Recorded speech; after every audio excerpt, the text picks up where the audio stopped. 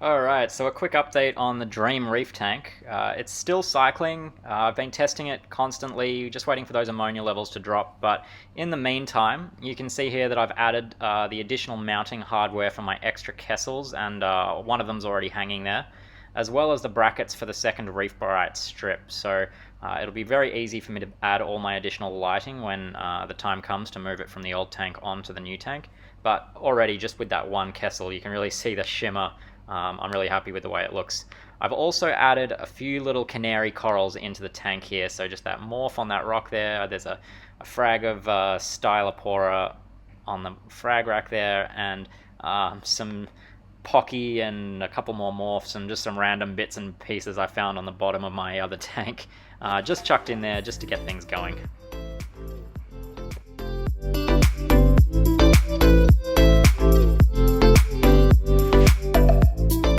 Hi everyone, my name is Marcus, this is Jazmine, and you're watching the Reef Nerd YouTube channel. So now that the update on the Dream Reef tank's out of the way, we can go to the real star of the show on the Reef Nerd YouTube channel, and that is my brand new freshwater setup. I've never done freshwater before, and whilst it is sort of a common trope that people go from their first goldfish to a freshwater planted tank to a saltwater aquarium. That's not the journey that I went on, and I'm aware of quite a few other reefers out there that have also taken a similar journey to me, and that is to just jump straight into the saltwater side of the hobby.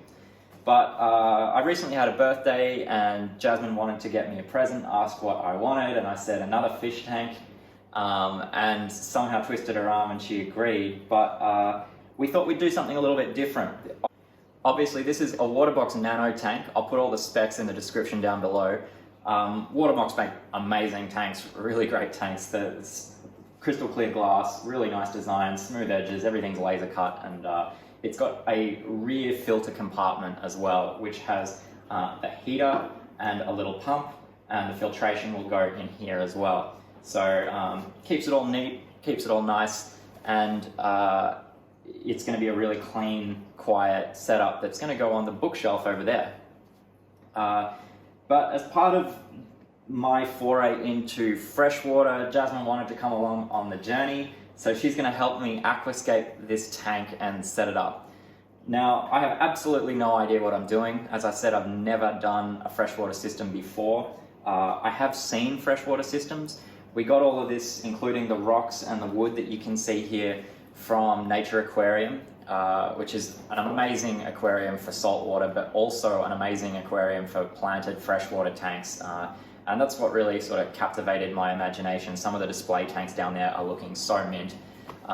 So yeah, if you're in the area down near Mont Albert, go check them out, Nature Aquariums, and you can pick up a setup like this quite inexpensively. I've got some substrate here that we're going to be using. I've got some rock, I've got some wood, and I've got my trusty Me coral gel, which, as we all know, is just really standard super glue.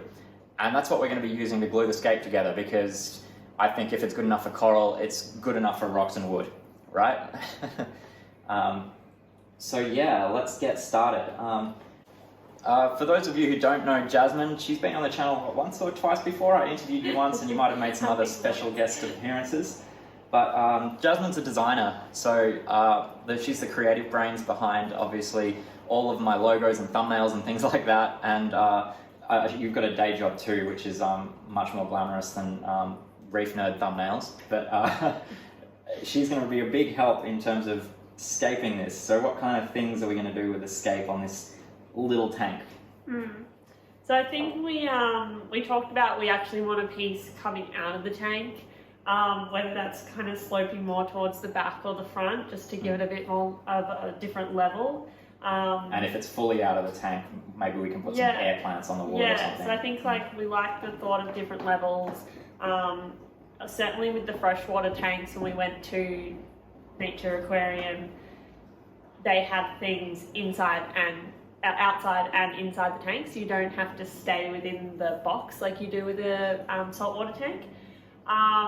The other thing we'll be looking at is kind of just making sure things are balanced, which comes into the design principles of rule of thirds, which basically means you're looking at dividing the space into either thirds horizontally or vertically and filling like 2 of those thirds, usually not everything in the middle. Often you think that putting everything in the middle is going to like please your eye, but actually kind of off balancing things sometimes a little bit of asymmetry is a little bit more sense. interesting as well. So we'll be looking at doing that, and then yeah, just making sure there's like variety and interest in the tank. So cool. yeah. I should say, once we do get this tank full of water, I'll cycle it for about a week and then start adding some plants and a small amount of livestock. This is not going to be a heavily stocked tank. It's mostly about the plants once we get to that stage. Although I'll probably put some cherry shrimp and, I don't know, maybe a pair of guppies. I don't really know freshwater fish, so that'll be a journey choosing what fish, but it's going to be more about the plants with a few shrimp and then just fish for a purpose, like algae control or adding fertilizer for the plants. Well, I guess let's get started, right? Yep. So, step 1, we need to put substrate in the tank. I think step 1 is coffee. Okay, I've already made the coffee, so we're up to step 2. Let's do this the quick way first. Now, I have seen an aquascaping competition and they're much more finessed about doing it than just pouring it in. But I think it gets the job done. Yeah, I think, again, I'm no expert, but I've never done this before, but from what I've seen, there's usually about 1 inch to 1.5 inches of substrate in a planted tank. And if you think about it, the reason for that is obviously to give space for the roots for the plants. So, unlike my saltwater tank over there, where the sand base is primarily cosmetic, it obviously serves a huge role in terms of the bacterial surface area. But the depth of the sand has no real purpose because we're not keeping any sand-dwelling critters beyond, you know, the odd sea star and some snails that like to bury themselves. So I guess what we want is it to slope towards the back, right? So I don't think there's any technical reason why it needs to be thicker at the back than the front. It's more of a visual thing.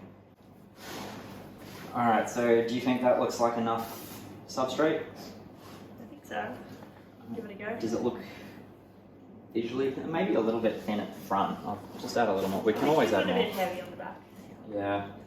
Once we dig the rocks and the wood into it, it'll probably shift a bit. But... Alright, so we can always add more. What do we want to start with, the wood or the rocks? I think we need to start with this big piece. Okay. Do you want it on the left or the right? This is kind of, because of this like slit, I think it's going to be able to hold like the stick that we want to come out. And yeah, we'll cover that with moss as well. Hook the, you want it in the center? I think kind of here. But we kind of need to play with the different pieces. And I think you can settle it yet. This piece I picked because it actually has like almost like a fork, like a tripod kind of thing, which we're gonna kind of wedge somewhere. Actually, maybe we should put a bit of rock, like that has a bit of rock. It's got, from this side, it's got like this carve out in it, Yeah, and then from this side, it's a slope. So do we want? So put that. You want the carve out facing the back or the front? The carve out facing this. Ah, okay. So like that. There we go. Ah, very nice. Yeah. You keep going. And then this piece, I was kind of thinking could somehow wedge. Actually, it's probably.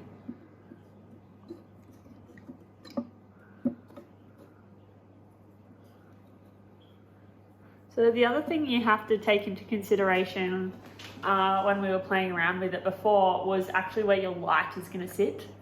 So I was thinking like, oh, we could have this like amazing thing coming out the top. when we were playing around, but the light is actually going to be sitting around here, so you can't have yeah, it'll have to be off to one side. So we might have to put it sort of like that, yeah. Potentially somewhere over here. And that'll probably require us to glue it so that it's attached to that down there. So maybe that's the first thing that we'll glue, but... And then these little bits we might kind of add down lower or higher. Well, I think that looks pretty good for now. Are we happy with that? And we can glue this in place as it is, and then... I'm happy with that as a base. All right, well, let's get out our coral glue and glue, make some frag... No, wait, we're not fragging. All right, so I'm just gonna squeeze some super glue where the wood is already touching the two pieces, and that will just bond them together exactly as we've got it right now, like that. Now this Me coral glue is actually quite viscous, which means it's quite easy to work with for this purpose because it'll move very slowly. It's not too watery or anything like that, and it'll just, I can use it quite generously to form like a seal between two places. Now, you can always hide your glue joins with plants, and that's what I fully intend to do. So, a little trick is that water actually makes super glue set quicker if you give it a little spray with a bottle like this. So that's what I'm actually going to do here. It will just help that super glue start to set just a little bit faster. Alright, so the glue's set, and I dried the glass off again, so hopefully you can see. Now we're up to the next couple of pieces. We've got these two pieces, and we've got this rock. We've also got this piece, but I think we're probably going to use this up top as an extension of this, mostly for air plants and things like that. So you're the designer. Show us where we should put these extra two pieces to sort of finish off the scape. So again, like when we were looking at getting our pieces, we kind of got a base piece, a second bigger piece with kind of the arm that goes over, and then two sort of smaller pieces. So you don't want to get like all small pieces or all big pieces. But we also picked pieces, again, that I said that had almost like hooks or tripods kind of on them, so you could kind of move them around quite easily. So this one with the tripod kind of bottom, I'm thinking we need something like on this side. So probably going to... So I'm probably going to frame it kind of around this rock corner here so that it scapes up, but push it quite like low into the ground there. Kind of looks like a little bit of a mangrove. And this one here I quite like because it has the curve to it. So again, I'm going to... Careful. Don't want to wreck that bit. I'm going to mirror the kind of curve of the rock here and have something kind of blocking this larger area that we've created here, just make it a little bit more interesting. So I think that's good. Now with both of those, we won't need to glue them because that one's obviously got a tripod and is freestanding, and then this one's very low and wide, so we'll just be able to leave them exactly as they are. And then this rock, I've got one more rock. I'm thinking could probably just like sit here just to nestle this guy. Move your hand. And yeah. I'm pretty happy with that. Now this last piece we'll glue onto this somehow, but probably not just yet because we want the light in place before we glue it to make sure there's going to be no interference. And the purpose of this and this will be to host some air plants that'll be above the tank.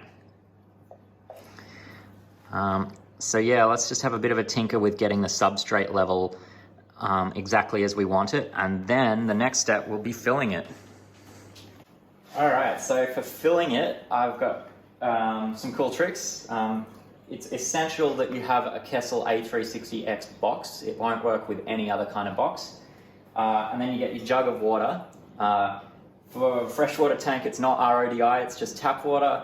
I've put a couple of drops of Secam Prime in there just to get rid of any chlorine. But here in Melbourne, we've got exceptionally good tap water, so no worries there. And I've got some airline tubing, and all I'm going to do is put the tube in there, start siphoning, and there we go. We have a very gentle stream of water. This might take a little while, but I'll just put it on time lapse while this fills, and that way we're gently filling the tank and we're not going to disturb any of the scape or the substrate or anything like that. It's best that if you leave the flow onto something solid like the wood or the rock, if you are filling with something a bit more vigorous than just a siphon through airline tube. But yeah, this is the initial fill. The plan from here will be to do probably 80 to 90% water changes daily for about a week. And then I'm going to start adding a few plants, continuing with pretty aggressive water changes. Then I'm going to add some more plants and the initial livestock, a couple of shrimp and things like that. And yeah, this should be a pretty rapid, cycled, freshwater planted setup, I'm hoping. Yeah, I'm really looking forward to seeing where we can take this. Just while the tank's filling, I thought I'd just talk about some of the technical stuff on the setup. So for filtration, I'm going to put in one of these mountain tree ceramic media spirals because it fits perfectly in this column here in the back of the tank, and I got a few of these left over. These are the same that I'm using on the Dream Reef tank, so that worked out really well. You don't need to use something as fancy as this. You can just use some Spirax media or any kind of the little plastic, I don't know what they're called, but they've got a really large surface area and they're quite spiky. You just need some media in the tank to add some surface area for bacteria. Particularly if you've got a tank like this with a rear compartment, you may as well use it for some extra filtration. My heater is an Aqua EL. It's an Ultra Heater 25. It's really, really small. Fits perfectly in the back here. And so that's what we'll be using for heat. It's just got a little suction cup mount in there.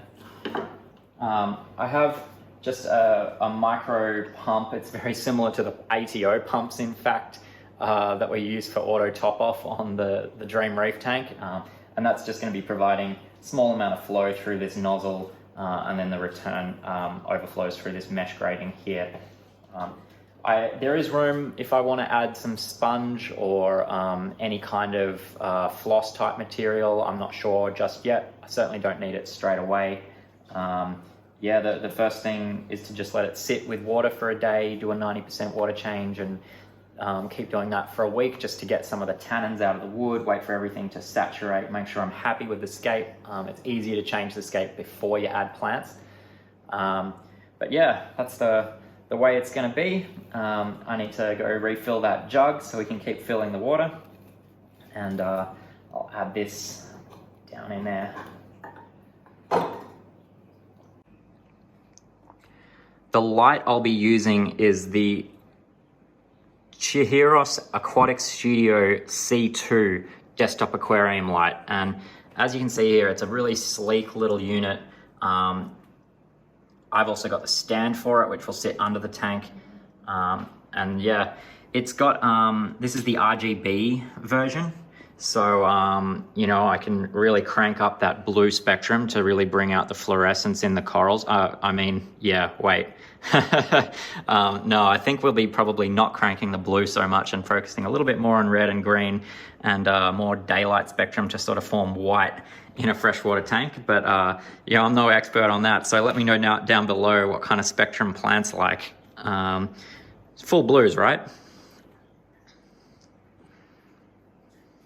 Now, obviously, this is the Reef Nerd YouTube channel, so the majority of my content isn't going to be this freshwater tank, but every now and then we will touch base on it and give you an update on how it's going, particularly with the major milestones like adding plants and adding the shrimp and livestock.